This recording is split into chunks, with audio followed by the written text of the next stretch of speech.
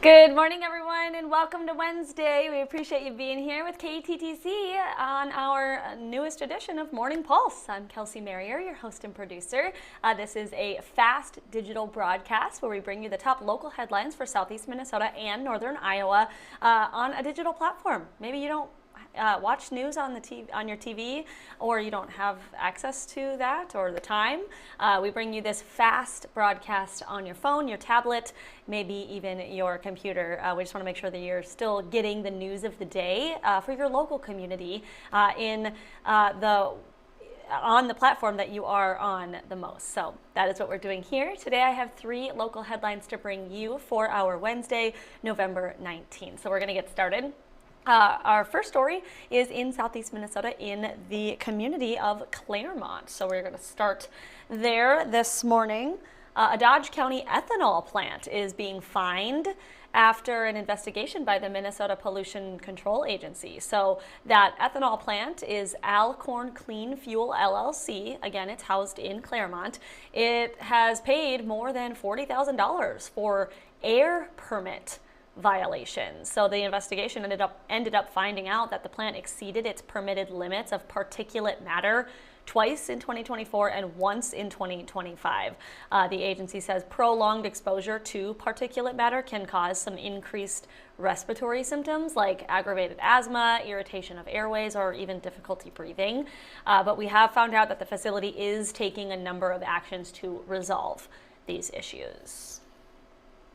Second story this morning, talking about all of Minnesota, but with a connection to Rochester. Thousands of young people across Minnesota, including here in our area, are getting more workforce development and training opportunities. This is thanks to the Minnesota Department of Employment and Economic Development, or DEED. So the agency is awarding more than $4.8 million to 39 different organizations all around the state as part of its Youth at Work Opportunity Grants program.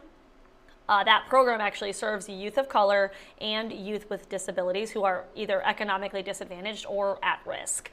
So the selected organizations for this will be helping to connect young people between the ages of 14 and 24 with good paying jobs in high growth industries, really making sure they're taking a targeted approach for kids who face the largest systemic barriers, which is amazing. So of the 39 grantees, 3 of those organizations are from Rochester. You can see those on your screen. We also have this story available for you on your website, on our website, excuse me.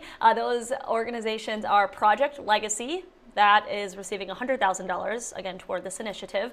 Red Lake Band of Ojibwe, also receiving a grant for this. That's $200,000, as well as Workforce Development Incorporated, also receiving $200,000. So I wanted to let you know about this financial support for youth workforce development initiatives in the state of Minnesota.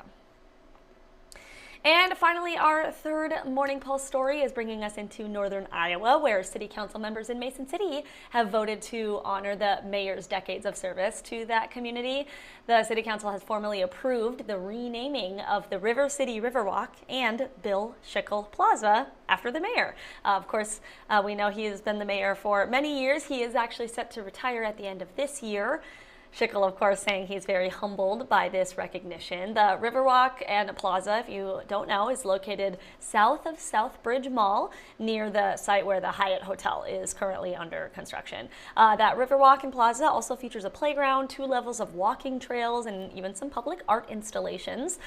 Sounds beautiful. Mayor Schickel says while this may have his name on it now, it actually still belongs to the community. He says this is all for the people of Mason City, past, present, and future. But he is honored to have his name kind of on this now. So Schickel is currently in his 5th term as mayor and is the longest serving mayor in Mason City history. But he is retiring at the end of this year. Of course, we wish him well in his retirement and thank him again for all his years of service as mayor of Mason City. All right, that is all of the news headlines I have for you on this Wednesday morning. We do like to keep this quick so that you can still move on with your day, and we just want to bring you these news headlines so you still know what's going on. Quickly, I do want to touch on the weather before you go. Today, not a first alert day, first day of the week that we don't have inclement weather to talk about, which is good. Today is just going to be kind of a gray day. We don't really have any chances for the sun to shine, unfortunately, across southeast Minnesota and northern Iowa. However, the temperatures are going to be pretty mild. Meteorologist Ted Schmidt said we're going to be maybe hitting 1 degree above the average for this time of year in the lower 40s, which is still good. Just not really any chances for sun today, but you can look for sun in the next several days ahead of us here. We're going to be seeing sunnier days ahead with some, again, mild temperatures in the mid 40s, even maybe flirting with a 50. So that's good news. So just keep that in mind as you're preparing to go about your day.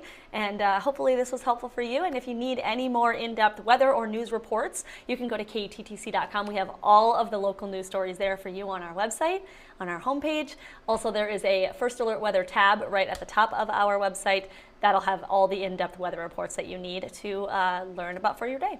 Okay, that is all that I have for you on this Wednesday. I hope you have a wonderful day, and thank you for joining me for Morning Pulse.